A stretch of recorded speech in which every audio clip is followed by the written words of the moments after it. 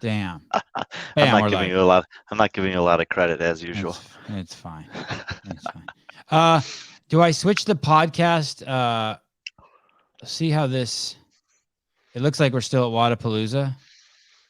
I am still at Wadapalooza. I know there's a way to change that. Oh, branding to the Sevon podcast. Ah, yes. Oh, the stress is off of me. Oh, is that more relaxing, The more soothing stress for of you? the stress of Wadapalooza is gone. Oh, look, everything's different color too. Corey, hi. Tyler, hi. Angelo, hi. You The know stress is this gone. Does that mean YouTube's. we're not talking about Wadapalooza at all? No, no. I have nothing in my notes about Wadapalooza. Okay, perfect. I are the most popular time for this YouTube station is between the times of 10 a.m. and 3 p.m. Pacific Standard Time. The irony is we never do live shows between 10 a.m. and 3 p.m. And so today I thought, okay, I'll give it a shot. You thought that? Yeah. I Did think you think that? we came to that agreement in a form of a conversation. Oh, okay. I don't care. I see what you're saying. You decide, but well, did you know that the show is the most popular between that the viewers of this show are on YouTube? Have I told you that between 10 a.m. and 3 p.m.? No, but the other option was 10 p.m. here, and I figured anyone who's still on the East Coast would probably be either Oh, sleeping or partying at that time. correct. You did say that. Yes, yes, yes. Now I see what you're saying. Yes, yes, yes. Um, I I went over to the YouTube station now, and I want to make a. Do you know how to make a poll? On Instagram. Oh, I've never made one on YouTube, but I wanted to make a poll. Someone told Andrew Hiller said, "Hey, dude, I think have you ever thought that maybe you're doing too many shows?" I don't know how to make a poll. And I said, "No, but Souza has mentioned that to me that maybe we're doing too many shows." And I go, what is that manage videos? Do I go over here? does too many shows mean you're like diluting the content or running yourself into the ground and it's unsustainable? What is too many? I'm not sure. That yeah, well, yeah. So what he said was is that I don't view in live control room. Oh, here, I think I found it. Manage webcam, pop out dashboard. I don't see anything that says polls. Say something. Money. Create highlights video. Should Okay, have I got a get. coffee for this. Yeah, you should have. Can you Man, order one fucked to up. your room? Community moderation, pop out chat. Who knows how to make a poll?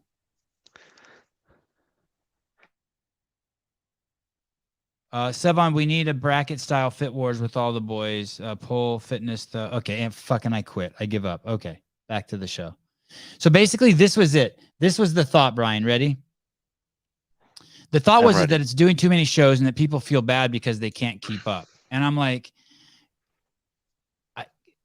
and then Hiller said maybe it would be more advantageous if you just made 3 or 4 shows a week and spent a lot of the time you used to making shows to make little clips from those shows that you've already made. Maybe. I mean, you could try it for a month and see if it has a big effect on your whatever metrics you like to measure that stuff by. I mean, do you think it's too many shows? Like, who cares if you can't keep up? Is that just like that's just for people who are obsessed who feel like they have to watch every show?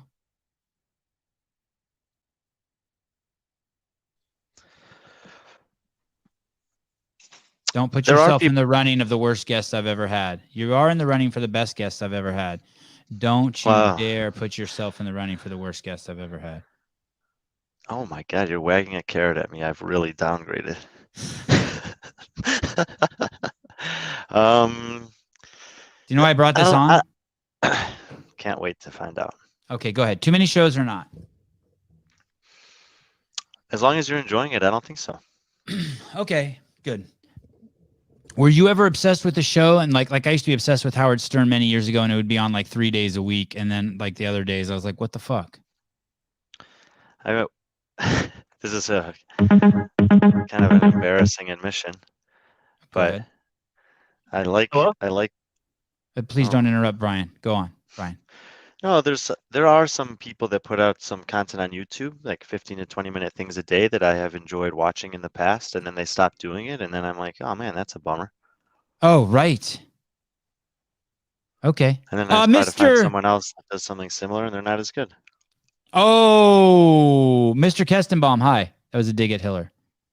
Hey, hey, how you doing today? I'm doing great. Nice of you to call in. Thank you. Hey, so I feel that you do a lot of shows, but it's always quality content. If anything, I would just suggest hire a fucking 20-year-old to do your sub clips. Hmm. I hear you. Yeah, do you know one that can do them good? Even the people we've hired don't do them right. Like they don't choose the ones that I think are the best ones. Man, you got a lot with Going Rogue with Seb on podcast. They have a She's amazing.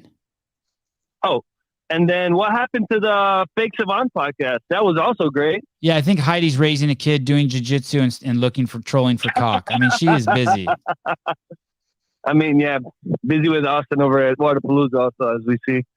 Wad Zombie, that's exactly what it's like, Seb. On the days there aren't any live shows, my day feels vapid. Okay, good. Fuck Hiller. No, I mean, that was good advice. I like having Hiller because he's actually great at bouncing real ideas and thoughts off of me.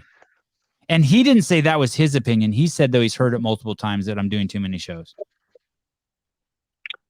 No, I think you're doing enough shows. Just, hey, don't worry about people. It's quality content that y'all put out every day. So if people think it's too many shows, fuck them. But I think it's always great content that y'all are putting out. Okay, cool. Thank you. And do you like it when I have Brian Friend on as a guest? Do you think he should keep having him on? Brian is a fucking champ. Okay, good. You should have him on more. Perfect. 2 for 2. All right. Have a good day, Sevan and Brian. Thanks, dude. Bye. And I was Savan, I was not taking a shot at Hiller earlier. I like watching the Settlers of Catan on YouTube. Oh, like a board game, like a board game show. Yeah, it's like something I do in the middle of the day when I like have lunch. I'll just put it on to like distract my mind from all the CrossFit stuff that I'm doing. And there was a guy that used to do it every day that I thought was really good and explained his thought process well. And then he stopped doing it, and so I tried to find some other people, and I just don't think any of them are as good as him. Like I watch them and I get frustrated because they're not playing well. So basically, you just watch someone. So you watch someone play for 15 minutes? Yeah, they record their game. It takes a lot longer than that. Then they just truncate it down to something that's more digestible. Usually, sometimes they're as long as 30 minutes if it's a really long game, but a lot of time 15 to 20 minutes. So I can watch when I eat lunch and then go back to whatever I'm doing. Like this? This is a long one. This is like a national championship, whatever. No, it's not the live. Have you seen this game. one? I don't know. Yeah, I've seen this one. But no, it's when they play. This is a real game that they played in person, or a live game, I should say. There's online platforms. If you want to find it, the guy's name is Nadim, Nadim, Nadim Katan. That's what I used to watch, but he doesn't do it anymore. And how popular was this? Spell Nadim, 2 E's or EAM? Nadim. Nadim. Katan. What's Katan with an H? No, Catan.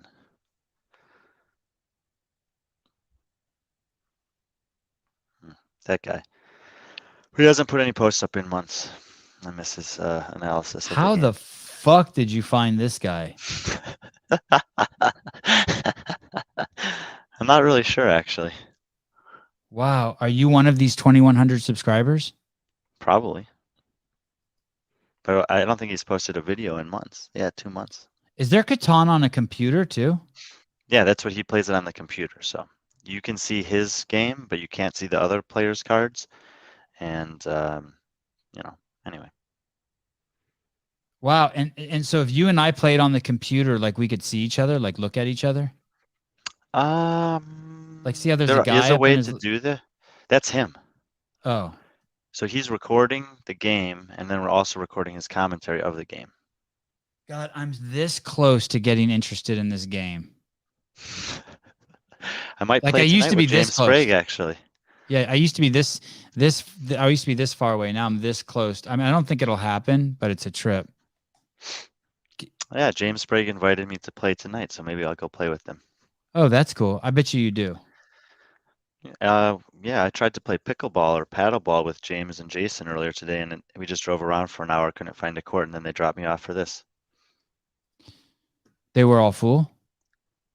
Yeah, because God, it's a holiday, so no one's in school or working apparently.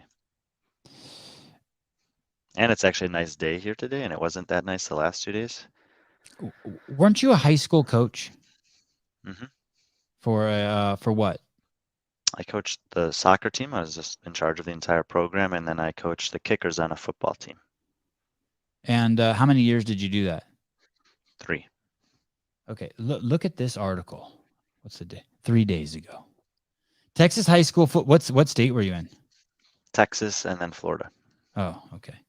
Texas high. Did you ever have any parents complain that you were working to you or to the principal that you were working the kids too hard?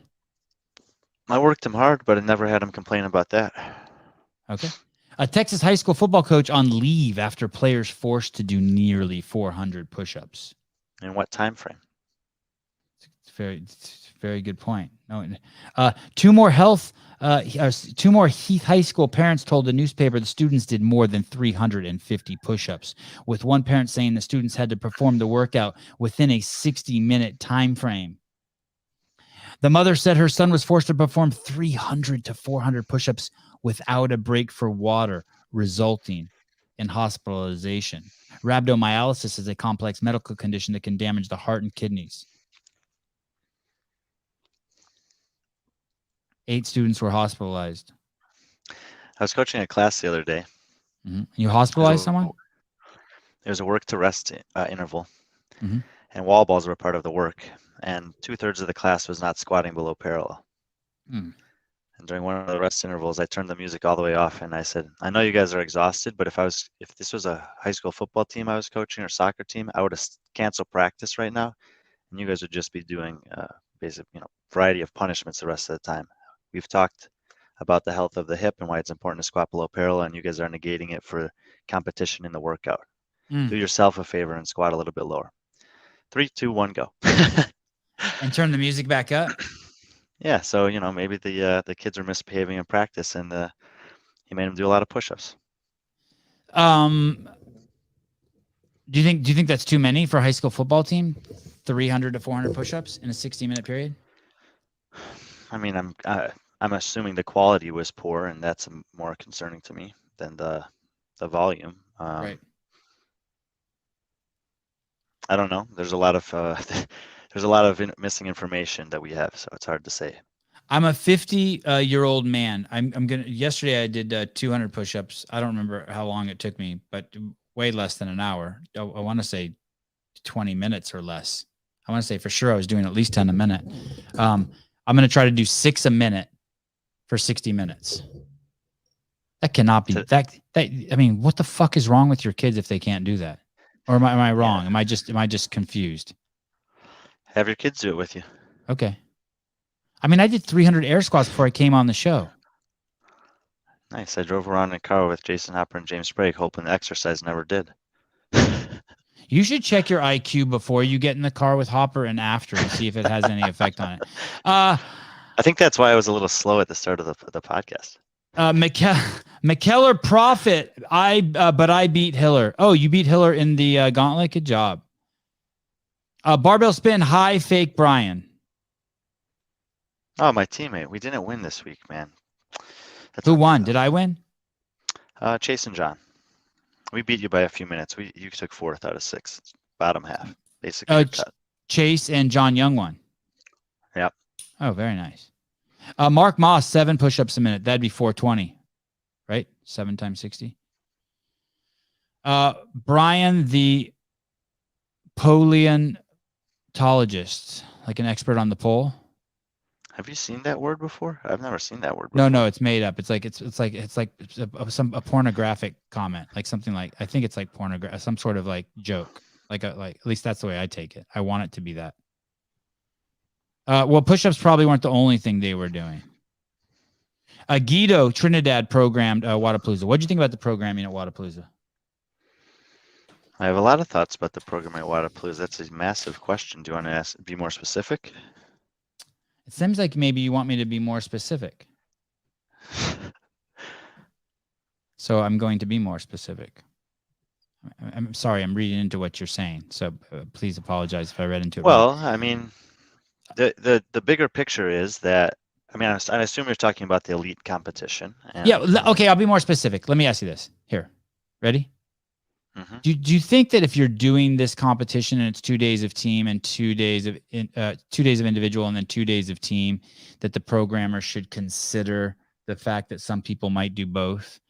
My immediate gut response is no, fuck that. It's two different competitions. If someone thinks they're ballsy enough to do both, then do it. But when I program them, they should be completely distinct and be able to stand on their own.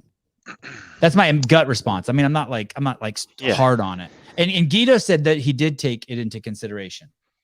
Yeah, no, I know for a fact that they took it into consideration in many different ways, and that I also know that they were hoping that there were athletes that would do both. And if you're hoping for that, it's kind of like, and in a way, I'm reminded of Rogue. Okay, so this that year. already changes my mind. The fact that they were hoping that they would do both is cool, and that changes my mind on how I would program it then, if that was what they were hoping for. Yeah, and I was gonna, draw somewhat of a parallel to Rogue, is that, you know, the last couple of years at Rogue, people have gone there, competed. It was hard, but not crazy hard, and they're looking, for the most part, looking forward to come back this year. I mean, I know it's a lot of prize money, but a lot of the athletes left that weekend feeling like that was not what I thought I signed up for.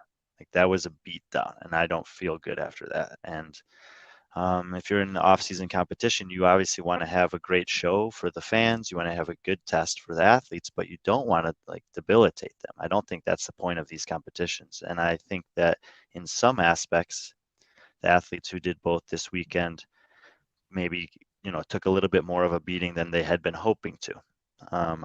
When I spoke to Pat and Brent last night, especially Pat, what he had said was, the number of back-to-back workouts is really what he thinks kind of pushed it over the top in terms of aggressive programming. He said What do those you mean back to back, like the A/B things? kind of on all 4 days there was a time, one of the 3 times that the elite athletes took the floor, that there were 200 points available. But 3 of those times, which was on Thursday night, Friday night, and Sunday night, there were workouts that were back to back with a 1-minute reset. Right. Those, having 3 different times for the athletes that did those to do that, he said those were the most painful workouts, and that's what he thinks like the overall toll on the body was impacted the most. At least that's what I understood him to say. And it's funny, I didn't even think about that, but it seems so valid. Do you agree with that? Did you think that too, or once you Yeah, said it, you're like, hell yeah, that makes sense? well, you just think about what those workouts were. So, like the first day, I didn't think that those workouts would necessarily be that terrible. It was the toes to bar, the hurdle hop, and the sprint into the row, and the D ball and the carry. But when you back up and think about that a little bit more, and the time domain of those workouts, and then you think about other workouts that are of a similar time domain, Grace, Fran, Isabel, etc., that are like these 2 to 4 minute workouts, like those hurt. And you do one of those and rest only 1 minute and do it again. I mean, there have been times at our gym where we've programmed Grace and Isabel on the same day. That was all we programmed for an hour.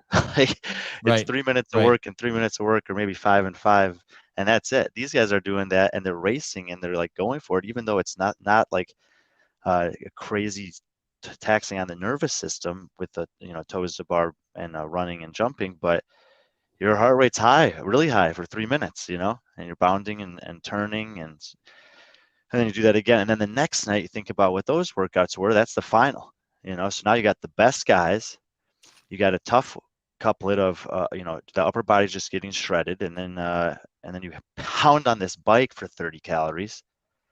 You're obliterated. Now do 30 burpees and 30 snatches, and you had to try to hold on for dear life. And every time you drop, it's more burpees, and everything's on the line. And the scoring system's really dramatic, and the places mattered 3 times as much as they did in the previous 6 events. And that's a lot. And then on the last workout of the teams, everyone gets a rest interval in the first part. So you're forced to go a little bit harder when you are working, because it's like, well, get to my rest, or I have a time to rest, so I don't have less of an excuse to work hard. And then you got a synchro workout to finish it out, which is very demanding. And no one wants to be the one that's holding the team back on a synchro workout. You're like, well, at least I have this rest during the bike. But it's like, that means when I get on the bike, I have to send it again on the bike. Okay, So let those me ask you workouts this. just Let me ask you this. Okay, all that being said, I hear you. And I agree with you. It puts hearing you say that puts a shit ton of perspective on it. So then my brain went to, okay, let's just take out one of those. Let's just make it Friday night last workout that has 2, and Sunday night the last workout that has 2. Let's just make them hurt on that last one.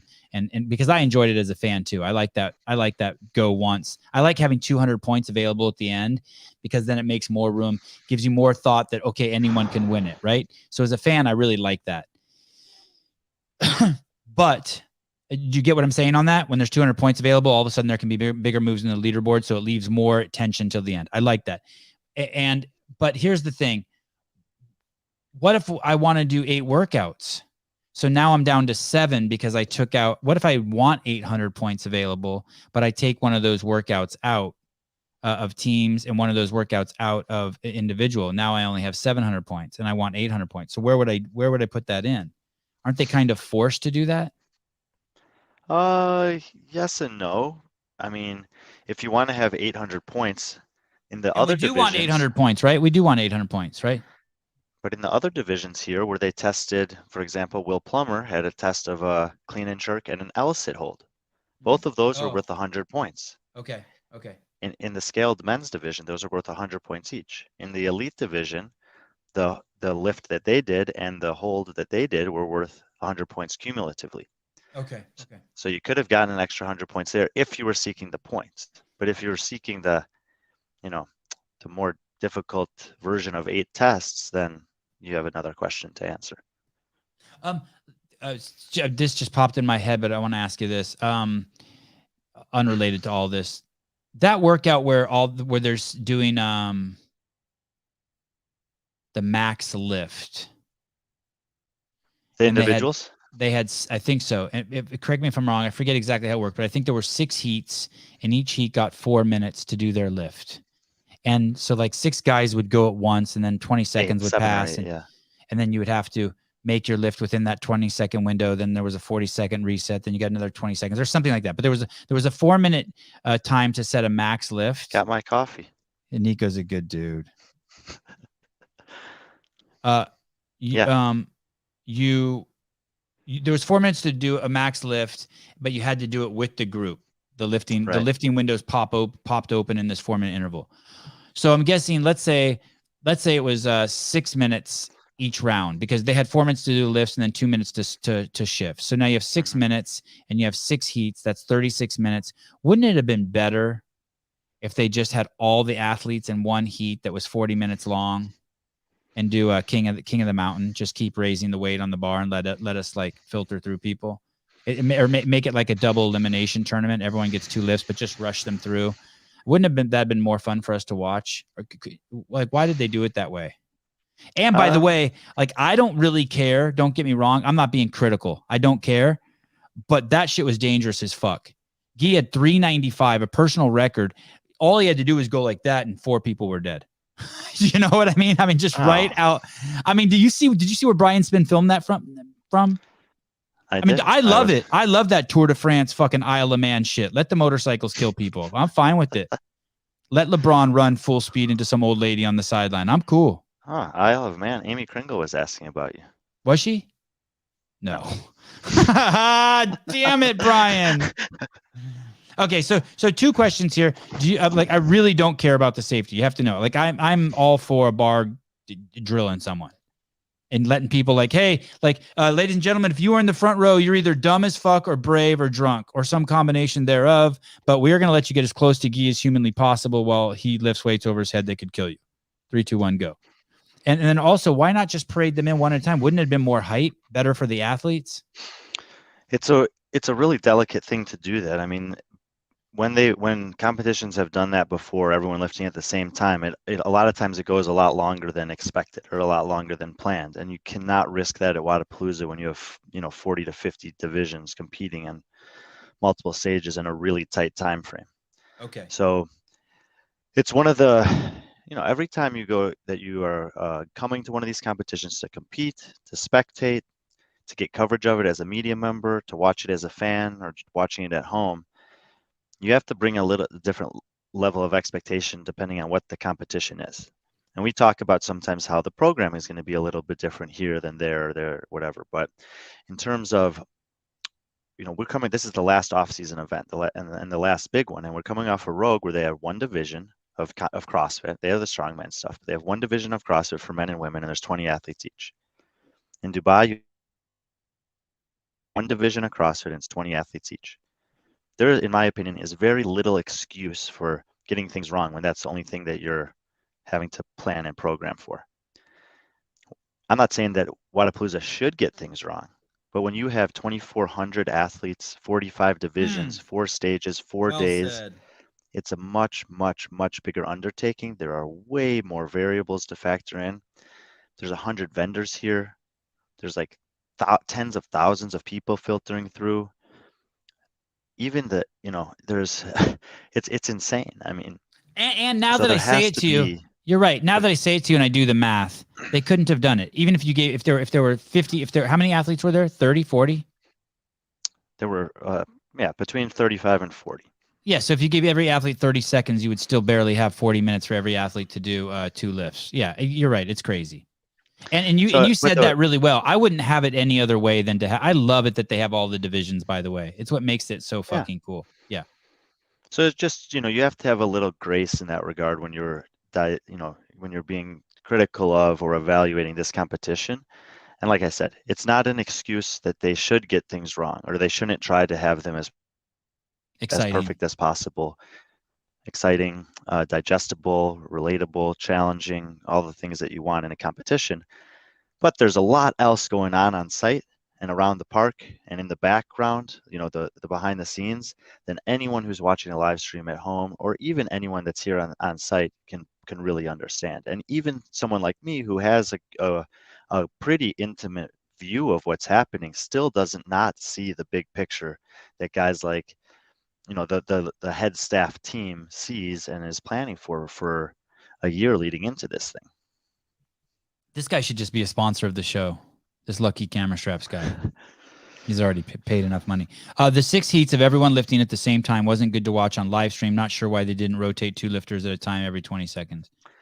And look, even watching on site, it's hard, and I have a job to do there that's, is trying to capture as much information as possible while it's happening on the field of play. But during the lifting events, like I just split it with Halpin. I watched half the stage, he watched half the stage so that we could have more information between the two of us. And so I didn't see Sam Dancer lift. I didn't see Tola Moraquinho lift. He didn't see Danny Spiegel or Guimayeros lift because we were focusing on their other half. And if you're watching the elite competition, I think it was the second place team in that event was Team Mexico that came out of the first heat. You may or may not have gotten there in time because there were 6 heats and you may or may have not gotten a spot. So, but these are there's logistical challenges there with the space, with the number of people, the size of the venues, the number of athletes they have to get through. And it's challenging, but I do think that we're in this is, I believe, the 11th year of Wodapalooza, and they should know that stuff. And so when you're doing the programming, and Guido's obviously been involved since the beginning here, finding the appropriate balance between, testing the athletes in the way that you want to and feel like you need to, and setting yourself and your team up for success in terms of the execution and presentation of your competition, those things I feel like need to weigh pretty evenly. And there's some times where I think one of them dominates over the other at the expense of the other.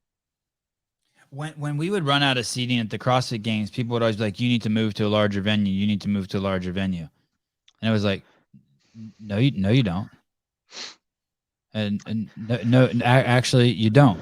Now, if you're selling tickets to it and there's not tickets, then that's a little bit of a problem. That's the way they used to do it with the airlines in the old days. I remember they would sell, if the airplane had 250 tickets, they'd sell 300, and it was some weird shit. Always people. I mean, this is probably before you were born. When I was a little kid, I remember they used to do that, and then it became illegal to do that. But someone is saying they need to reduce the amount of people. I love this shit. I would much rather be at an overcrowded event than one where 90% of the seats are empty. 1,000 to 1, right? Yeah, and there's another, there are other elements of this. One of the big topics of conversation this I guess the past couple years has been the sustainability of live events. Can you make money doing live events? And I think there's close to 100 sponsors on site here, Wow. or vendors on site, Wow. 100 vendors on site. And most of them, if not all of them that I spoke to, had a really successful week in terms of their, whatever their goal was. If it was selling something, promoting something, um, and that doesn't happen. And I spoke to people that are like, man, I in one day here I'm doing better than I did in a week at the games or at 3 semifinals combined or whatever else it is. And part of the reason that happens is because there's people everywhere.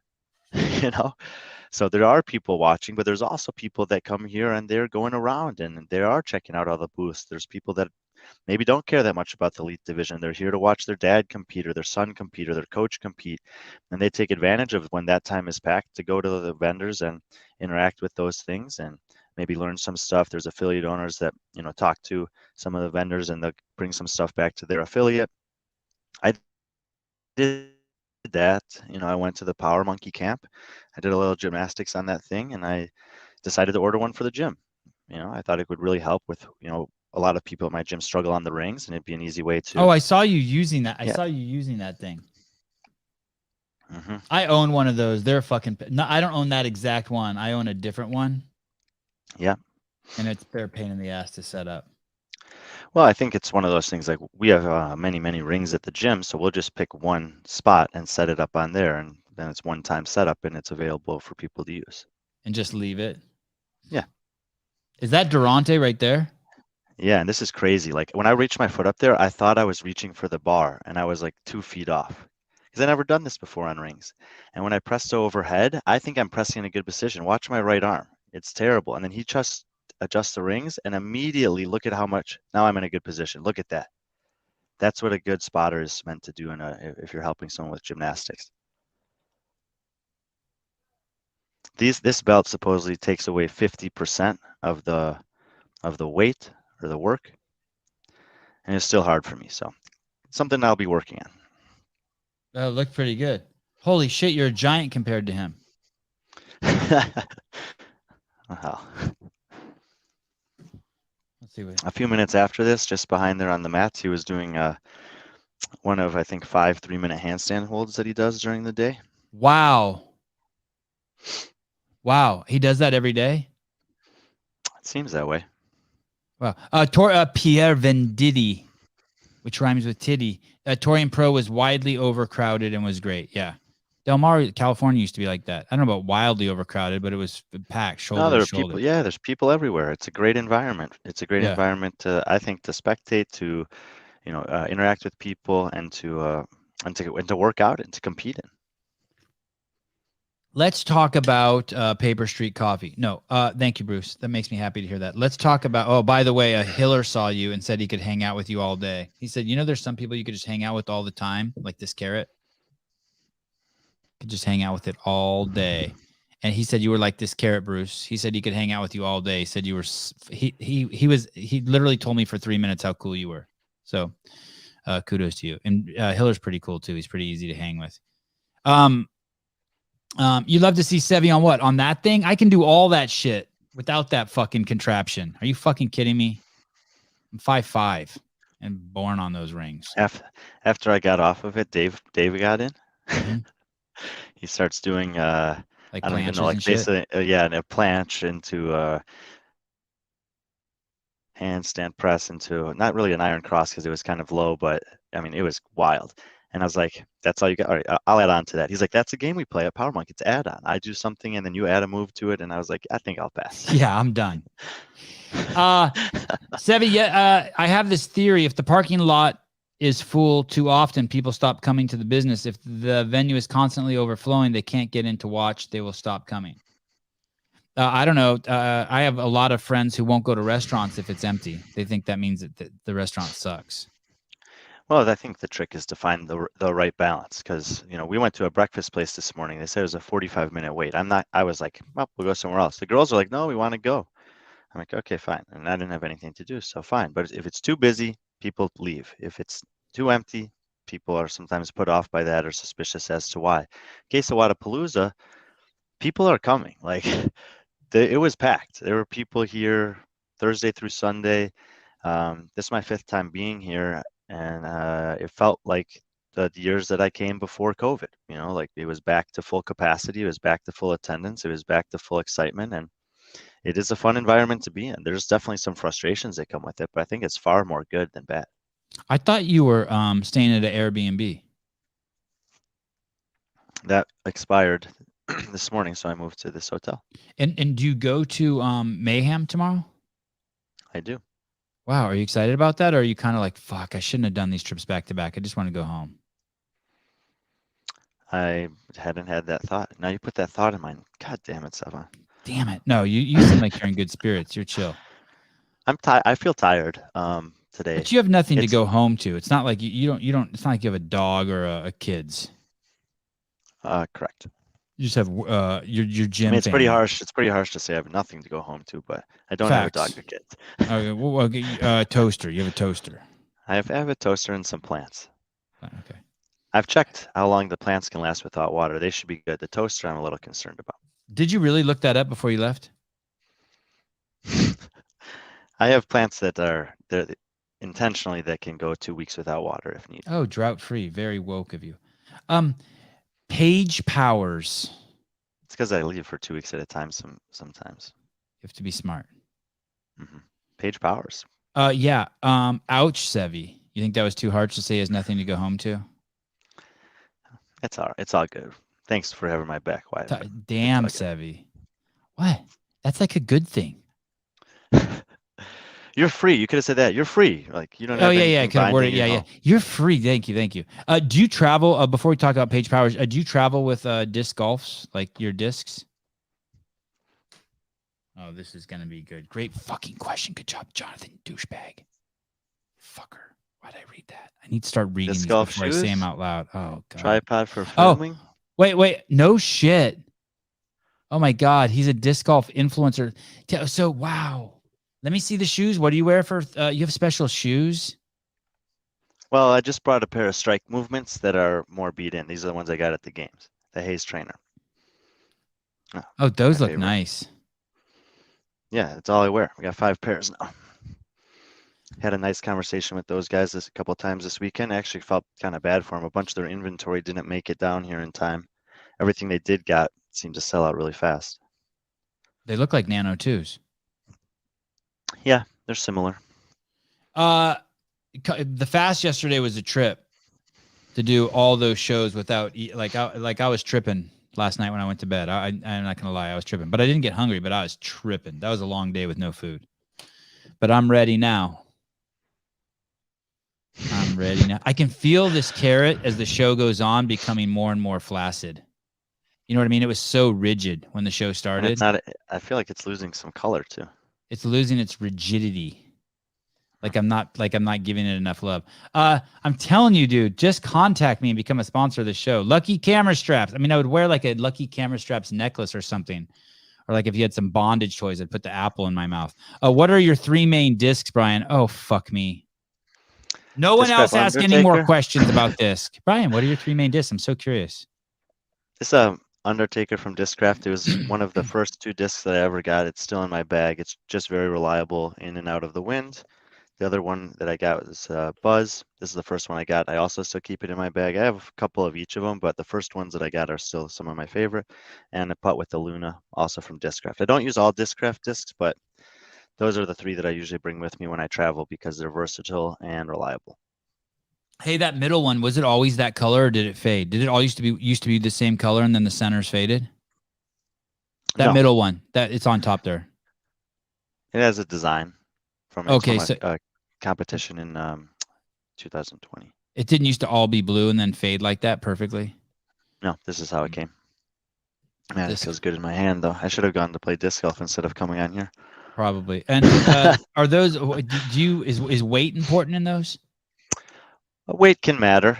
These ones are pretty neutrally weighted. I don't even know if the weight's on here anymore, but they're probably about somewhere between 165 and 170. Oh, isn't that interesting? They're the same weight as a regular Frisbee, ultimate Frisbee disc, but just smaller. Yeah. So more rigid. Brian, when you're working, when do you get your fitness in, if at all? Yesterday I went to the Masters Fitness Collective booth. I did 25 calories on the C2 bike and 25 push-ups. That was it. Oh, not bad. Hey, Jason, what were we talking about? Athletes.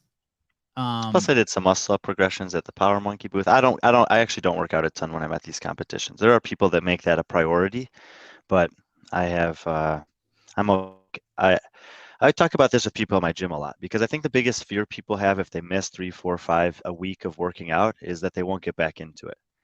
And that's legitimate. Like if you have a good thing going and you have a routine and then you break it and you're not confident that you're going to get back into that routine and you know that there's a chance that you fall into some bad routines or bad habits, that can be a scary thing. I know that because I've done it, so many times that when I come back, I'll just continue working out. Also, I know that I have this mayhem camp coming up, so I think I'll get plenty of fitness this week to make up for it. What do you mean mayhem camp? The training that I'll do with the people that are going to be at Mayhem later this week. Oh, but it's not like a camp. It's not like. Yeah, a lot of their athletes they're international athletes. We're in town for Wadapalooza, so they're congregating in Mayhem to do some training. 3-day training camp. Who's this guy? Brian, tell Sevon about Simon Lizotte. You should interview him. I have one of his discs here, but it's an interesting story because Simon just made a huge move. This disc is called a Mind Bender. It's from Discmania, and Discmania is a company that's based out of Europe. Simon is German, but he's lived in the U.S. for a long time in Massachusetts, and he basically grew up with Discmania. He was one of their first athletes, if not their first athlete, and their success is largely predicated on his success. He's one of the top disc golfers in the world. I would say he's undisputably in the top 10. He won 3 of the major competitions this past season. And he just recently left Discmania for a different disc company. It was like really, really big news. He posted a 10-minute video on his Instagram that says, "I'm leaving Discmania." And it had like 200,000 views in 6 hours or something, which is massive for disc golf. He has the biggest YouTube channel in disc golf anyway. It's watching him play is different than watching anyone else play. He's a prodigy. He's special for sure. So big move to leave, and I need to catch up on some of this stuff. Actually, a bunch of my brother and his friends were texting me that they pre-ordered his first signature disc at the new company this morning. When he announced this, ordered some of his discs from the company he's leaving that I'll just hold on to because I imagine that they'll be rare in the future. That's Paul Macbeth. We've tried to get him on before. He's the 6-time world champion in the red shirt. In the white shirt? In that white shirt in this picture, yeah. But this is when they're young. These pictures are old pictures. This is probably like 2015 or 16. Well, I just DM'd this guy. Simon? Holy shit, this is him? Yep. He met that woman when he was in the U.S. They had a kid earlier this year. He's a really nice guy from what I can tell. I have not met him, but he's one of the most successful disc golfers, both on and off the course that the sport's ever seen. What do you mean off the course? You mean just like with business deals and shit? Yeah, like like I said, he has the most popular YouTube channel in disc golf. He's had some big sponsorships and stuff like that. God, he looks just like she looks like she could be his daughter in this picture. He's 30. I mean, oh, it is his daughter. That's why. No. This I know. That's his wife. Oh yeah. All right, Simon, we'll get him on. Right, guys, go over to his Instagram and tell him to come on the show, and he'll come on the show. Wow, look at this. What is this? This is the most famous course in disc golf, or maybe not the most famous course, but I think it's the most exciting and challenging course on the Pro Tour. It's called Maple Hill. It's on a Christmas tree farm in Massachusetts, I believe. It's pretty close to his house, so he films videos there all the time. They give him access to the course. It's a private property because, I mean, look at us. This is hole 14, I think. It's really picturesque. I wonder if he aces it here. Not quite an ace, I don't think. But hey, so shot. That app on the phone tracked his throw? I don't know if it's an app on the phone or not, but there are flight trackers like that the like the post-production companies have. Yeah. It's pretty cool. Wow. Sometimes they'll show if like 4 guys have a good throw on the same shot, you can see all 4 of them fly at the same time, and they may fly at different paths to end up basically in the same location. Wow, that's amazing. Mhm. Okay. Where were we? CrossFit. Yes, CrossFit. Paige Powers. When you go over to the leaderboard here, she did pretty damn good, dude. How many viewers left during that conversation?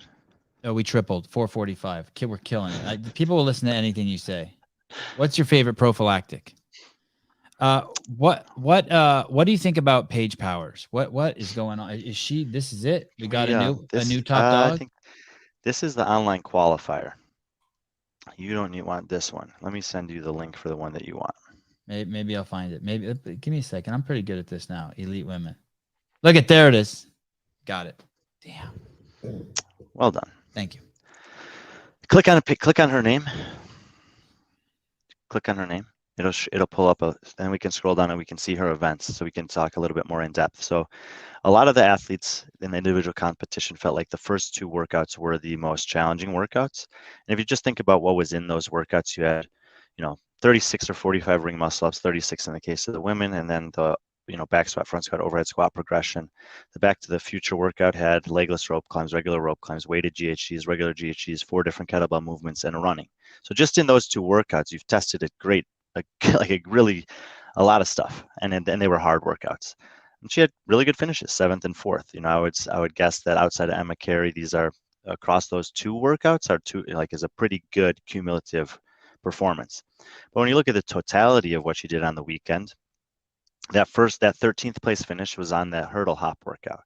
And if we went to that workout and sorted by it, I bet you that time of 2:42 is probably within 3 to 5 seconds of being a 3rd place finish. Like, it was just so tight. So close this screen, scroll over 1 on the bottom with the arrow, and then click to sort. And if we scroll down to, okay, so she was 2:42, but you see how everyone's coming in. Wait, where do you see her? I don't see her name. She's in 13th. So she's a little lower down. Oh, okay. Okay, so she, it wasn't as tight as the men's side. When we look on the men's side, but she was 10 see seconds away from 2nd place. Right. So there's a small margin for error in that workout. It's it's not. I wouldn't say that this workout is like a great indicator of someone's overall fitness. Right. So really it's cool that she took 13th in it, is what you're saying. It's not like, because if we go back to her name and you look at her performances, I think that was her worst or at least her 2nd worst finish for the weekend. And I'm always trying to see, like, okay, well, where are the holes? Let's see. I think it was her worst finish. 13, 7, 5, 6, 1, 1. And what's the last one? 30, Isabel. We can't see it. I can't see. Oh, there it is. 3. So that was her worst finish. And if her worst finish on the weekend is on a workout where, execution, margin of error, and like 1 mistake can cost you 5 spots type workout, I'm not too concerned. So overall, her performance in this weekend, like the other thing I notice is when you go to the bottom and you see the last day where she's having a 1st place on a long swimming workout, a 1st place on an upper body dense workout, and a 3rd place on the final workout. That's a really strong finish. So this 2-day competition was something that she handled extremely well from start to finish. She was the most consistent and the best athlete in the field across 8 or 9 tests, depending on how you score it. What I was thinking about in the fallout of this competition was, well, she did amazing at semifinals. And I know people talk about the caliber of the field at the Atlas Games for women being low, and it is low relative to the other ones. And that's not an opinion. That's just when you put them on paper and look at the performances. But she did almost as well as Emma Lawson there, and we talked about that. And that was a 2-day, when we had her on the show, we talked about that, and in the preview episodes for this competition. So she did great in a 2-day competition in June. She did great in a 2-day competition this January, and she didn't do as well. What was the competition in June? Semifinals, Atlas Games. Oh, okay. And she didn't do as well in the games. So I was curious about 26 at the games. Yeah, and so I was curious about whether or not, because sometimes the biggest challenge for the women at the games or men at the games is just the overall toll of it. the duration, 25th place at the games. So I went to see, well, how did she do in the last half of the workouts at the games? That's where, see if there was a fall off, and maybe if something that she needs to work on is stringing together like more difficult days of training in a row occasionally so she can start to do as well in a 3 or 4 day competition as she's doing in 2-day competitions. And I looked, and it's also, we know this from the studying of the games that we've done already, that the CrossFit Games testing was a little bit skewed in terms of the timing, meaning that there was a lot of skill and gymnastics and execution stuff early, and there was a lot of weightlifting and power output stuff late. So when we get to the later part of the competition, like that is something that we have to consider. But looking, starting with, I guess, maybe throw out the swimming workout. We know she's a pretty good swimmer, and you go to the hat trick, sandbag, alpaca, back nine, Jackie Pro, which is like those 5. I felt like were like the last third of the competition, and we see decent on the hat trick, 16th, not very good on the sandbag, 35th. When did they cut after the sandbag? So then the rest of those scores are out of 30, 26th and 24th on the next 2 out of 30, and then a decent performance in the last workout. So I see a little bit of a tapering off towards the end, and it tells me it could be one of 2 things: either that she's not strong enough relative to the women's field, or she needs to build up some capacity for that high level of competition when it lasts 3 or 4 days.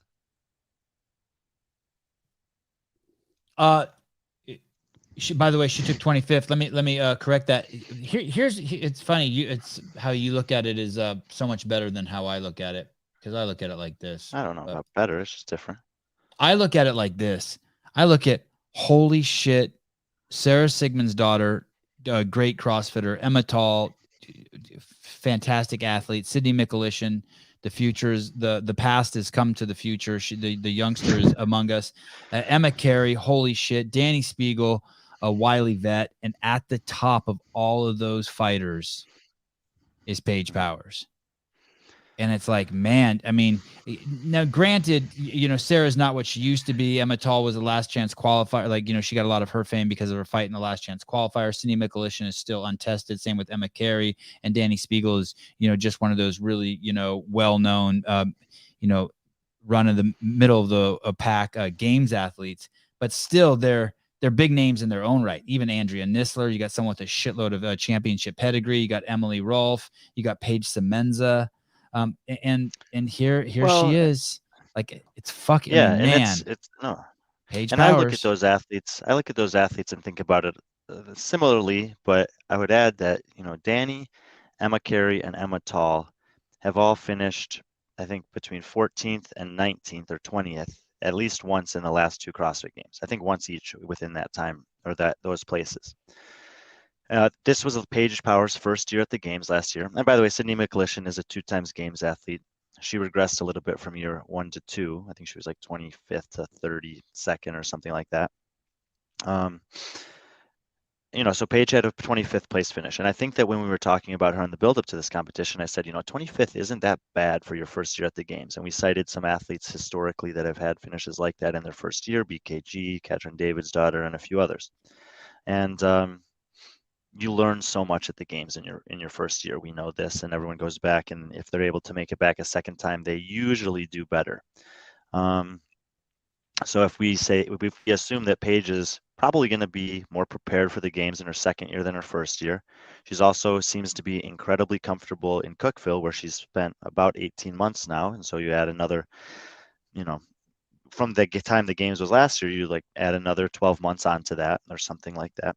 That's a lot of experience that she can gain training in that environment, confidence she can gain from what she was able to do. She didn't overdo it in the off season. This was the main competition that she focused on. It was obviously incredible. I still think she'll go away from this and think about the areas that she could have improved. All the great athletes do that all the time. But I think this is setting her up for a very real possibility of a 10th to 15th place finish at the Games this year. And like we've talked about, the women's field is extremely talented 1 through 10. So breaking into the top 10, very, very difficult. If you can come in your second year at the Games and take a 13th place finish, something like that, in your Paige Powers, that's definitely moving in the right direction. and we'll see. We'll see what it takes from there. But this was a huge weekend for her. I think I'm just kind of winging this, but I think Danny Spiegel was like this was her third year at the games this last year. She was like a 26th, 19th, and now a 4th. I mean, it's pretty What do you good mean a hops. 4th? Like she didn't Danny sorry. Danielle Brandon. This was her third year at the games, and she's like a 26th, 19th, and a 4th. Like those are pretty good jumps, right? Well, is that what it is? Is it something like that? I no, know it's fourth. Well, it's her 4th year, but her first 2 years were 2019 and 2020, and those were such strange years. Like she missed the cut by one spot in 2019, and she would have, and then of course one of the top 10 women failed her drug test. So who is that? Who is that? It was the woman from Greece, Anna Faradkau. Oh, sorry, Anna. And the next year was 2020. She regressed on the leaderboard to 15th. But that's online, and it's like, Then she, what I consider to be her first like full go at the game, she was 11th in 2021 and improved to 4th in 2022. Okay, so she went from and that's pretty good. Those are nice jumps. 11th to 4th is very impressive. When I wasn't involved in this process at all, but when I was thinking about candidates for most improved at the CrossFit Games, and we've spoken about this before, I don't necessarily just weigh the total number of positions you've improved. Like I think it's a lot harder to go from 11th to 4th than it is to go from 34th to 20th. Right. You moved up twice as many spots, but the 7 spots you moved up are a lot harder to battle your way through than those 14. Because in those 14 spots, probably 7 of the athletes are turnover athletes. If you're talking about the top 7 spots at the game, if it's not people that were there last year that now you've improved and excelled ahead of, it's someone that's coming back into the fray like a Cara Saunders that would have been in the mix anyway if she'd been there competing the year before. Those last 10 burpees, when you do 100 burpees for time, are much harder and give you greater stimulus and adaptation value than the first 90, than the first 10. Wow, good. You like that? Thank you. Okay. So we like her, but still, let's not get too excited. The top 10 is, don't say anything stupid, Sevon. The top 10 is really hard to break into at the CrossFit Games. Yeah, and I mean it's by nothing that we're talking about is taking away from the fact that she was amazing here and earned everything that she got, but there wasn't any of the top 10 games athletes in this competition. True. Yeah. So basically, what you're saying is, let me ask you this. Pretend like no one's watching, just between me and you. I have 2 questions like that for you today. Okay. Neither of them have to do with this carrot. I want you to just really, it's just me and you. I called you. It's like 7 o'clock at night. Hey, dude, what's up? Go ahead. Say, hey. Hey, Brian. Hey, how was your day? Good. Hey, dude, I've been thinking. I bet you if Ariel Ariel Lowen. Skate park today? And yeah, skate park was great. Thanks for asking. I was thinking, hey guys, shut up! I'm on the phone. Shut the fuck up. Sorry, I'm just trying to keep that happens every night at 7 p.m. when he calls. Yeah, and Haley, get the fucking kids. I'm on with Brian Friend. Okay, sorry, Brian. Hey, if you have to go with your family, that's all right. You can call me later. No. I got this fucking question that's burning at my soul. Hey, dude, I think if Ariel Lowen would have entered Wadapalooza, she'd have fucking put the smack down and walked away with $75,000. What do you think? You should ask me that on a podcast. I can't win.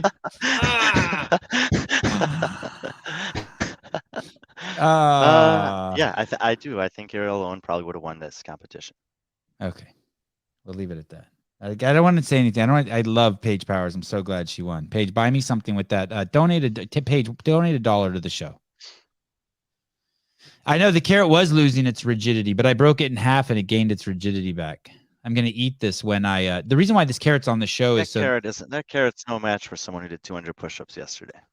This carrot is going to. I want it to be a good influence on the show today. And so I thought, I saw the carrots. My wife had them out, and I'm like, I'm going to eat this after the show. I'll just bring it on the show, and maybe subliminally someone will eat carrots. Vitamin A is super duper important, and this is water also. What is it? 90% water. Okay. let's move on to the boys. And this is where my the men. the men. Unless you not- want but to they're- talk about the boys divisions, there was a really, really talented boys in the teenage divisions here.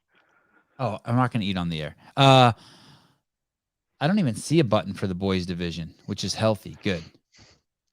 More. Let's stick No, to the I don't men give a then. fuck. I don't care. I want to. No, I'm not talking about the boys. Listen. Is it better with this light on or with it off? Let me see. You look on. Soft. It's softer with it on. But if it bugs you, off is fine too. Doesn't matter. No, we're not going to talk about Chandler, Noah, and Travis. Maybe not. Maybe we'll not yet. Ricky Garrett. Ricky Garrard. Yes. What about him? He's awesome. Yeah. I know when we're on the air and we're on the podcast, we stay with Justin. I know. I totally get it. Kotler? Yeah. Oh, hey, Mr. Dragon. Hey, Cucka Dragon. Hey, Cuck Dragon. Hey, Cucker. Ricky Garrett. I know when it's just Justin. It's the Justin Medeiros show. We always got Justin's back, and he's the champ until proven otherwise. But dude, I think Ricky might have something for Justin this year. Well, when it comes to Ricky, there's What's up, bro? What's up? Go ahead. Sorry, you got a little angst around that guy. Go ahead. Maybe he's about to call in. Maybe. And we'll see you get real riled up. I think Ricky has something from Medeiros. He's not just a skinny guy that's a fucking marathon runner. This isn't a Spartan race guy. Were you listening to the broadcast when Justin was on and they asked him about Ricky? No. But I just heard Chase say, I heard maybe someone in my comments say Justin was on, and I wanted to just hang up on my podcast and go listen to that, but I didn't. Then I think real media members would have listened to that before asking me this question. I know. Well, clearly we know I'm not a real. No, it's just you're doing too many shows, so you don't have time to do as much research as you need for each one. Right. I did zero research for this show. Do you know how happy I was that I had that clip about the 400 you don't have to do push-ups? research when I come on. Yeah. But Ricardo. I thought you were gonna bring the praying mantis eating lizard clip up since I mentioned how disturbing it was to me earlier. God, it was disturbing. I didn't like it either. I almost started crying, Dan. I don't know. When my kid told me I feel bad for the lizard, I almost started crying. That fucking hurt me because I totally get what I remember being young and that shit bothering me. Okay, go on. Ricky. Now, no one's listening. This is back to just me and you on the phone late at night. Dude, I think Ricky might have something for Justin. Maybe. I do think that the CrossFit Games 2023 is going to be super competitive. We obviously got to see a lot from Ricky this year. We saw at the games that how good he can be when he's good, how good he can be in certain styles of events, certain combinations of movements. But coming into the games this year, there was also an element of doubt for him, an element of redemption, an element of the need to prove not just to himself, but to the other competitors and to the world that I'm good enough to be here and I belong here. And I think he did that. Then he goes to Rogue, and we weren't expecting him to do great at Rogue. We didn't predict him to podium at Rogue. We thought, 6th to 10th was a very believable range because of some of the things we saw at the games, which was that he tapered off at the back of the competition, as we talked about with Paige, when the things got heavy. And that happened. Then we come to Wodapalooza, and I picked him to win Wodapalooza. John picked him to win Wodapalooza. Some people thought this was a crazy pick. There's no way he's beating Roman. Pat's a 3-time defending champ. But the programming, I thought, and it seemed to show that, suited him really well. When you think about some of the things that he excelled at the games and the things that were critical components of the workouts here, he did great. He also seems to have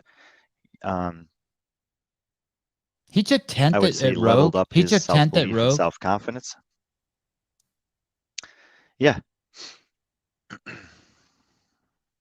God, for some reason, so maybe he doesn't have anything for Justin. So what I was about to say is, you ruined my whole thought process. One of the things that I enjoyed watching from Ricky this week was his lifting. He hit a top 10 finish on the weightlifting complex, or the clean and jerk, I guess it was. Um, I think he had a pretty good. Did he do the front squats? Man, I can't remember exactly who did what, but I thought he had a pretty good lift on the team's side of things too. So it looks like he's working on his strength, and it's coming along a little bit. And if that's the case, and I'm someone who's hoping to podium or win the CrossFit Games, Ricky is becoming more and more of a threat and a liability to my hopes to doing that when I put the big picture together.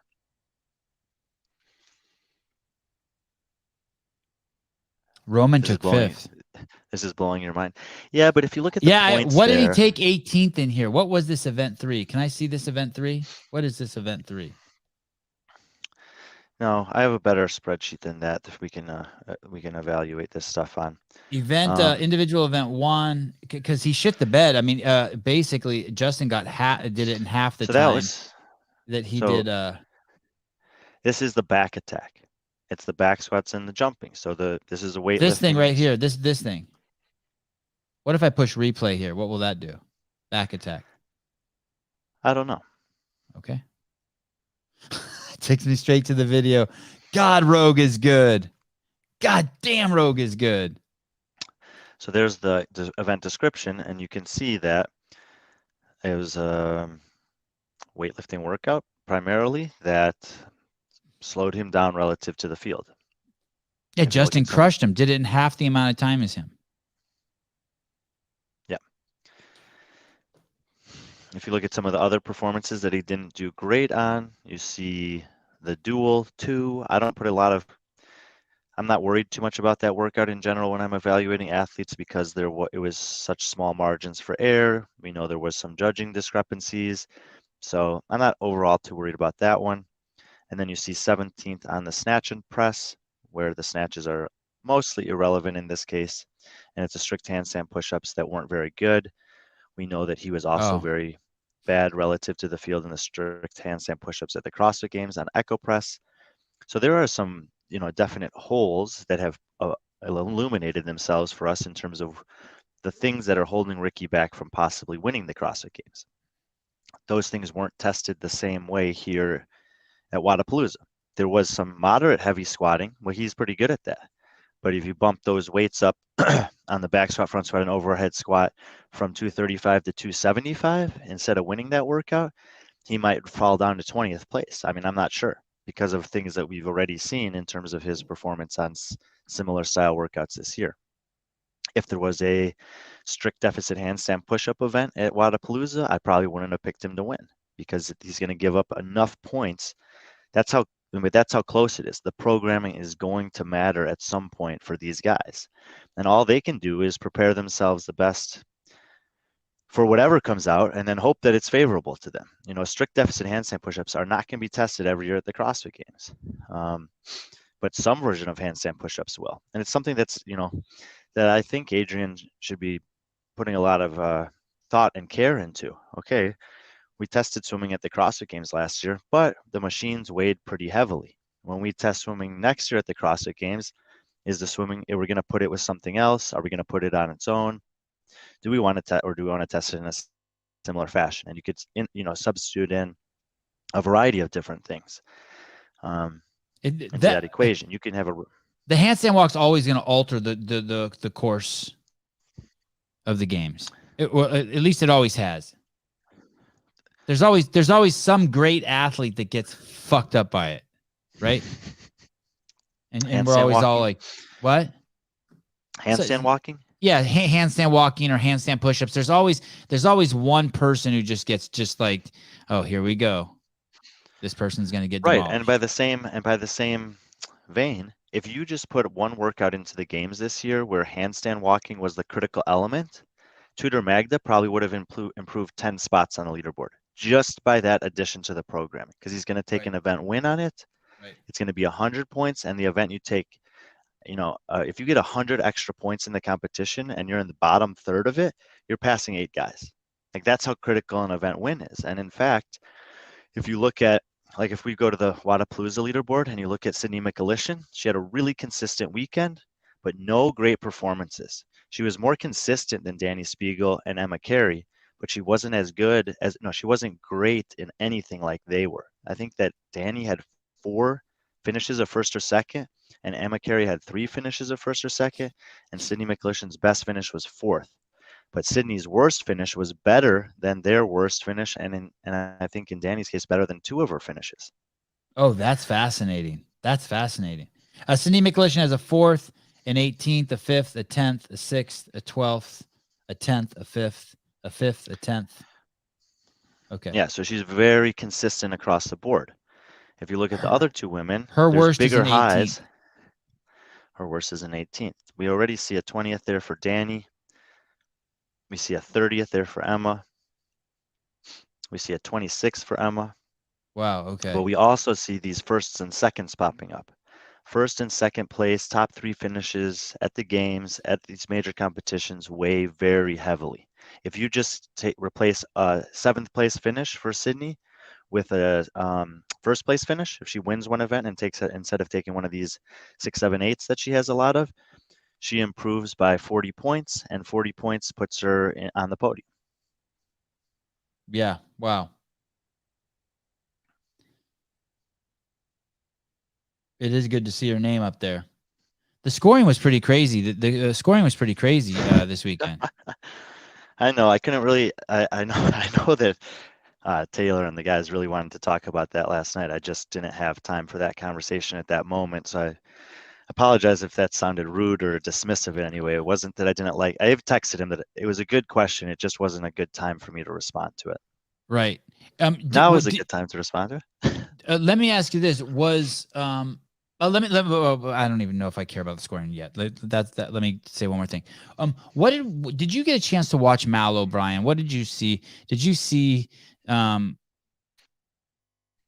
you see a games championer this week? I didn't get a chance to watch her. I didn't get to just sit there and be like, okay, let me study this creature. Is that a Did you see CrossFit Games champion out there on the floor?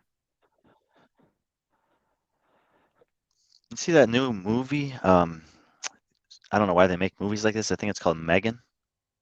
Megan or Menu? Megan. Megan. People in the comments will probably know what I'm talking about. It's like a robot daughter that then starts killing people. No. At least that's what I took away from the previews for it. Megan. That's what I thought of when I saw her competing. Oh, so you saw it. Oh yeah, images of Megan Robot Girl. Oh shit. Wow. Megan movie trailer. How did you see this movie trailer? I don't really watch TV, but it was coming up on a preview of YouTube that I was watching in between. They have whatever commercials or stuff. Can you give me 1 second here? I wonder what the rules are of showing a trailer. Let's just see this real quick. Let's see. Skin's crawling to protect. Is that a horror? Does that please tell me that turns into a horror movie? Yeah, I will not be watching that movie. Yeah, obviously Mal is an incredibly nice person. Actually, off the competition floor, I did get a chance to spend more time with her than I ever had before this weekend, even though it was a very short amount of time. And but when she's competing, that's how I think of her, as like basically a lethal weapon that is built and designed to destroy. And then when she had a chance to do her thing on the competition floor, that's what I saw. I don't know what was necessarily shown on the broadcast, but when she was rowing, when she was biking, when she's doing pull-ups, when she's doing the D-ball, like, it is impressive. Everything I saw from her was impressive. I also was extremely impressed with her demeanor, I consider her to be amongst, when it's time to compete, very similar to Matt Fraser. Like, don't bother me. I am here to do a job. But I thought she did a really good job of embracing what this competition was, which was, don't get me wrong, all the athletes are competing to do as well as they can. But she was having fun. And that their team was having fun, and it was cool for me to see her in a competitive environment with a little bit different persona, where if their team took second or third in a workout, she wasn't upset about it. She was just enjoying the moments, enjoying the process. And I think that we weren't expecting to see her this off season. We didn't see her in an individual competition, We saw her in this team competition. I think it's good for her, like to have some fun, and I think it's good for her to maybe have a little bit of an opportunity to put some of the stuff they've been working on into action out on a competitive floor. Obviously, she has had a lot of success, but she's still very young in her career, and so getting some touches in the off season on some of those things outside of their little garage and training center there, which I think is going to become a big training center soon. I think is really all really positive for her. So What I do think you it mean? only You think makes it's her going to more become scary. So right now the training center is her and Matt and like people who The space. It's small, and I think they're going to have a bigger one soon. in Vermont. Mm-hmm. Uh, I kind of wonder how the phone call goes. Katrin calls Annie and she's like, "Hey, I'm working out with this girl. Her name's Mal O'Brien, and we're thinking about doing a team. You want to join us?" And he's like, "Who?" And she's like, "Mal O'Brien. Remember she was at the games? She's on the podium with you." And Annie's like, "Oh yeah, okay, cool. Yeah, let's do it." They weren't on the podium together though. Oh, they weren't? Different years. Oh, so it was Tia, Laura, and Annie, and they pushed Mal off the podium? That was in 2021. Mal was 7th. That was a rookie year. Uh-huh. The next year, Annie did not compete. And it Oh, was because she Tia, did team. Mal, and Laura. Yeah. And this year, is Annie going individual this year?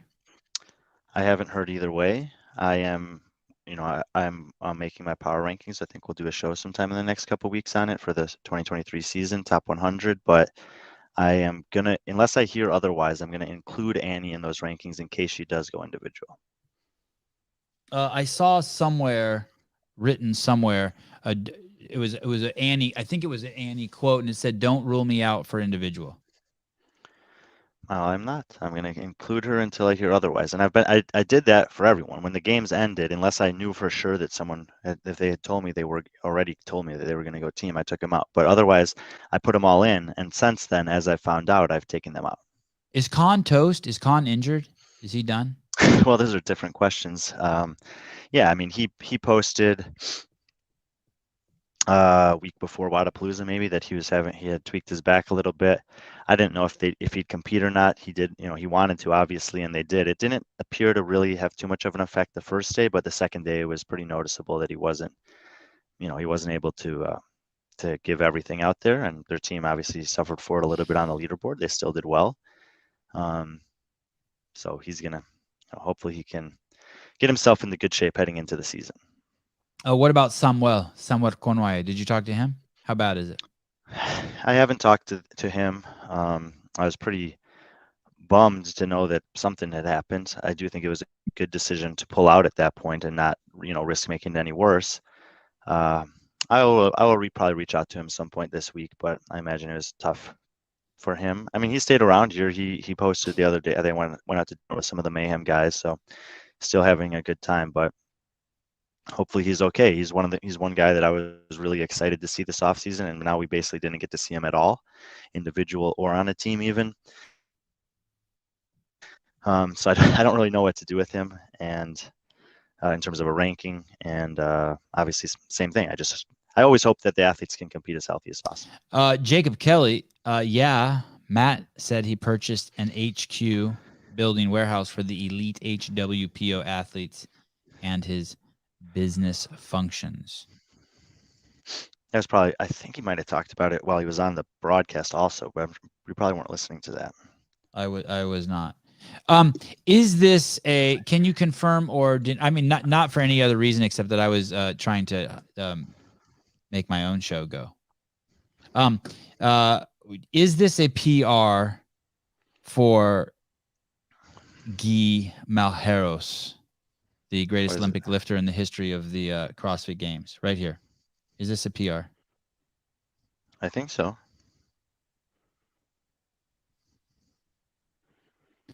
Man, this is some good footage. Whose this? This is Mr. Spin's footage. I know you know. You're just setting it up. This is Mr. Spin's footage from the barbell spin. Good shot in the back of the guy too. Look at his neurological. What the fuck is going on with his hips? He was just having. Hey, it doesn't even look like a PR attempt. It's so crazy. He's unreal. He really is unreal. I mean, his weightlifting is so impressive. It's ridiculous. It is really. I mean, I did get to watch this one. He was on my half of the stage I was covering. It was like, wow, that speed, the stability, and the strength standing out of the bottom is just crazy. I mean, like he always does that too. He bounced like 3 inches off his chest. It's 400 pounds. So everyone was like, why doesn't he just go for 400? Well, because 395 is his fucking PR. Does that tie his PR? Oh, he has a 400-pound lift on his Instagram, I believe. Why is everyone saying it's his PR? Well, is it a clean or is it a clean and jerk? I know he's cleaned 400. I don't know if he's clean and jerked 400. Okay, fair enough. Brian, I did not listen to the Chase and Shawnee show because I was doing my own show, and I did not listen to the Mary Magdalene show. What's the girl's name who does the what's that girl's name who does the commentating? Bella Martin show. Mary Magdalene. Isn't that the chick Jesus banged? Sorry, I got Bella Martin and Mary Magdalene confused. That's her name, right? That's the chick who does the talking on the floor. Mhm. I didn't listen to the Bella Martin show,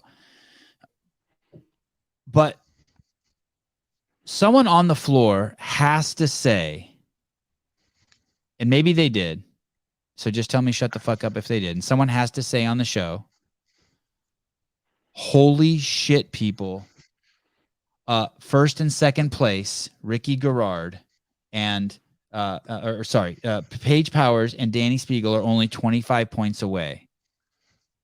And Emma Carey is this many points away, and Cindy McLishan's trying to get on the podium, and they need to do like a 7 to 10 minute story, even shorter, 4 or 5 minute story about, hey, if you see 3 people get in between Danny and Paige, you better fucking stand up. Mhm. Because shit's about to hit the fan, and that's fucking $75,000 leaving person A's pocket. And then they go, right? And then during the reset, in between before the next workout goes, with 1 minute left, you in a microphone tell the person, the commentator, hey, just so you know, we did a quick guess of the points, and we're guessing now Paige and Danny, or if one person gets in between them, Danny can win this fucking thing. And then they say that, and all the eyes are like, bah, and the crowd goes crazy, and you added so much tension in the fucking room that it's nuts. That someone has to be doing that. Was that being done? I feel like that wasn't being done, and that's why I'm saying that too. Well, like there has to be like I think we did that.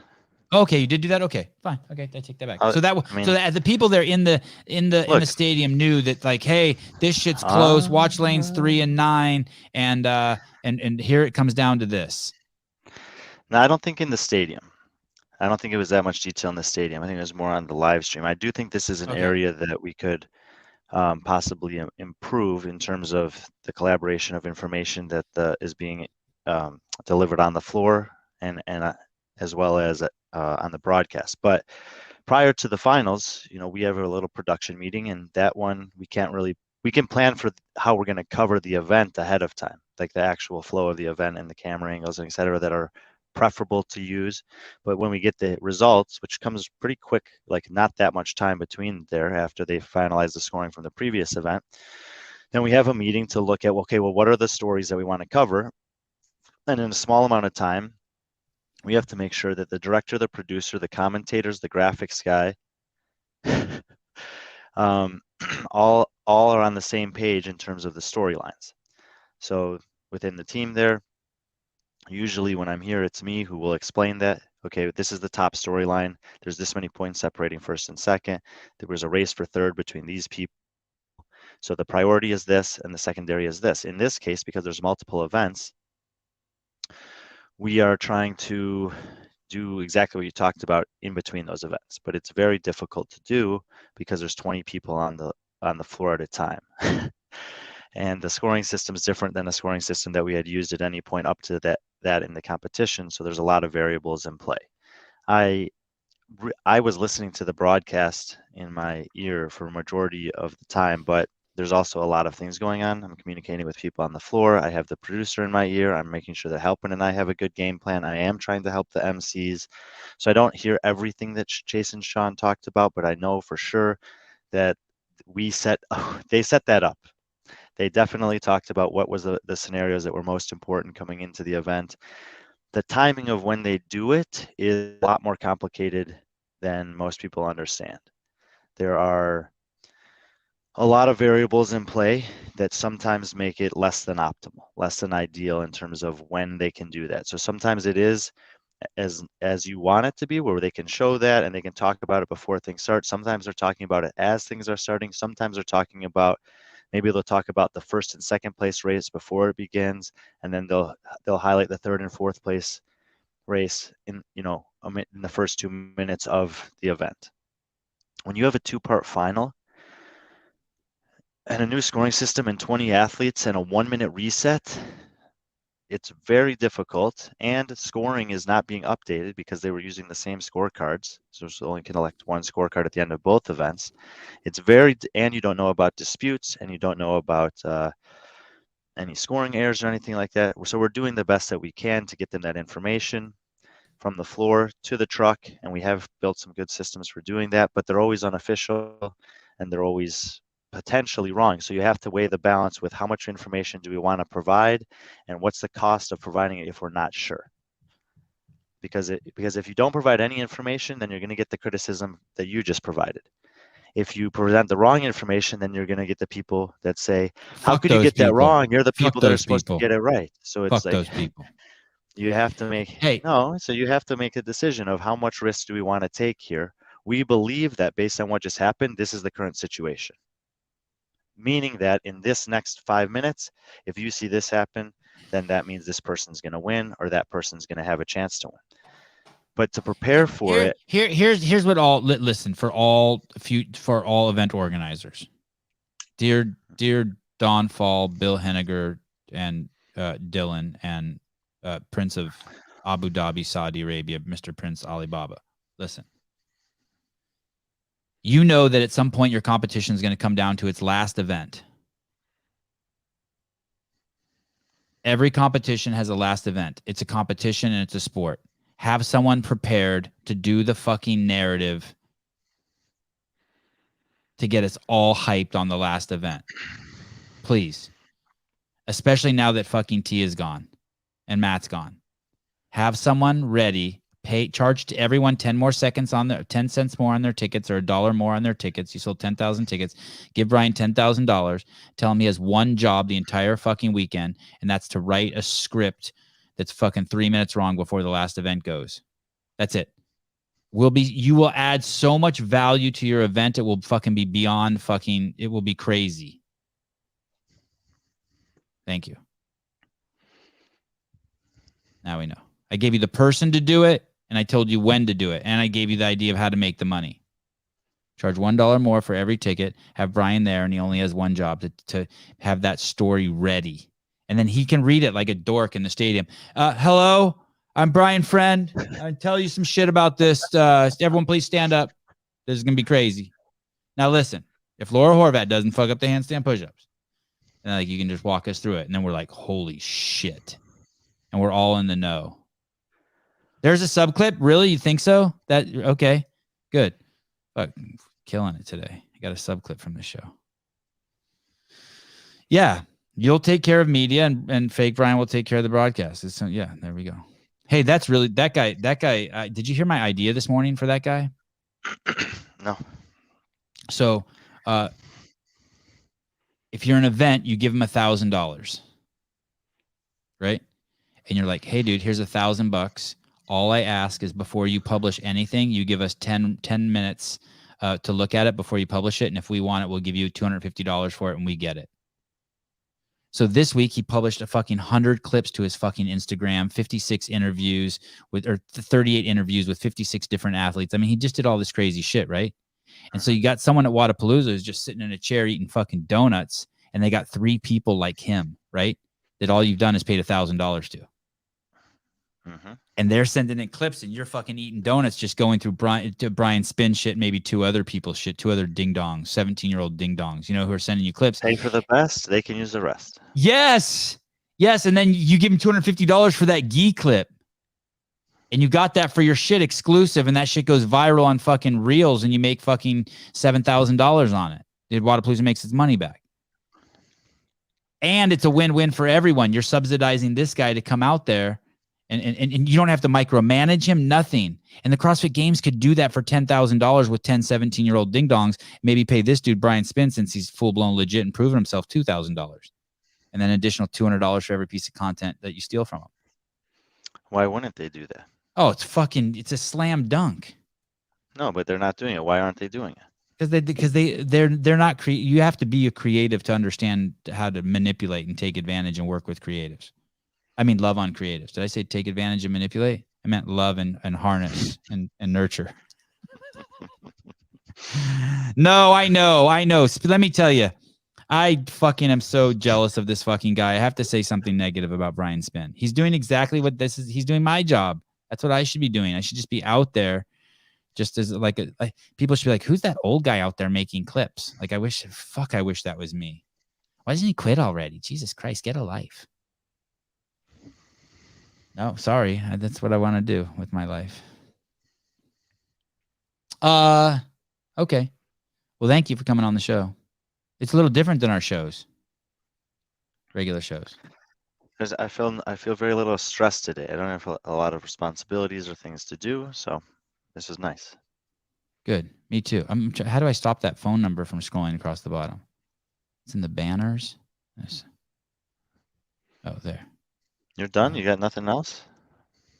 I mean, I was gonna go just chill for 28 minutes and then drive the kids to kickboxing and striking, and then after that it's jiu-jitsu. And I was probably just gonna like call you and bug you or watch some Hiller videos, or I don't know.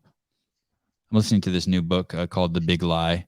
Go roll back the broadcast and listen and see if they set it up. I mean, we had a meeting where they were supposed to be setting it up. We had we communicated to them the updated standings at the 1 minute turnaround that we believed. I believe that they talked about it on the broadcast.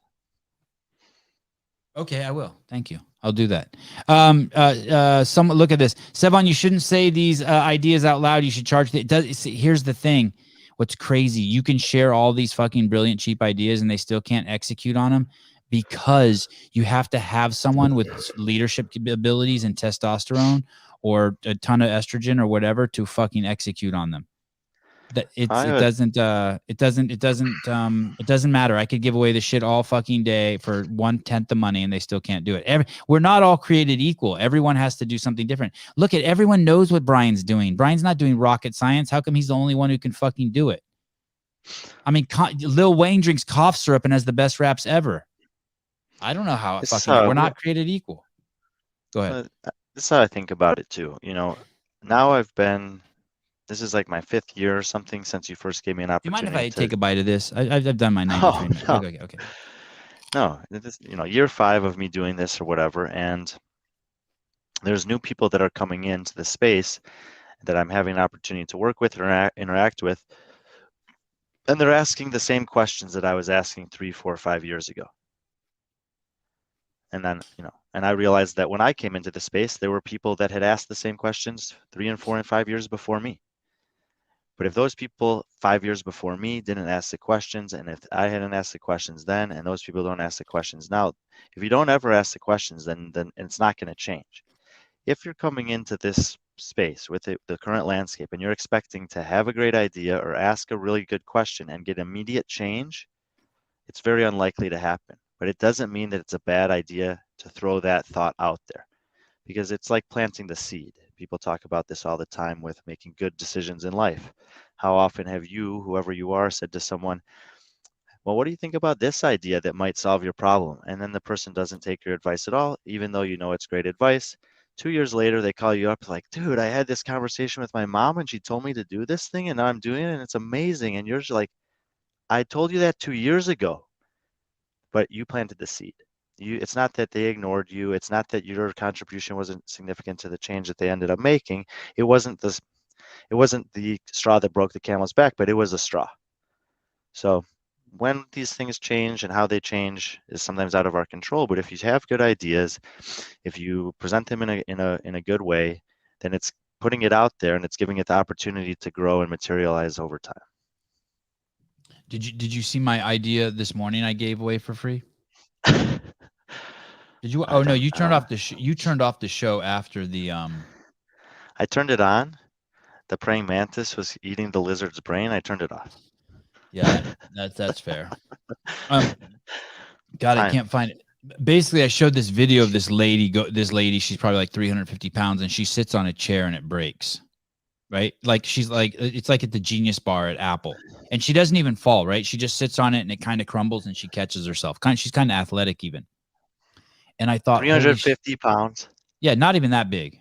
I mean, oh, like round like an egg, like super fat, but not like 6'5", 450 pounds, right?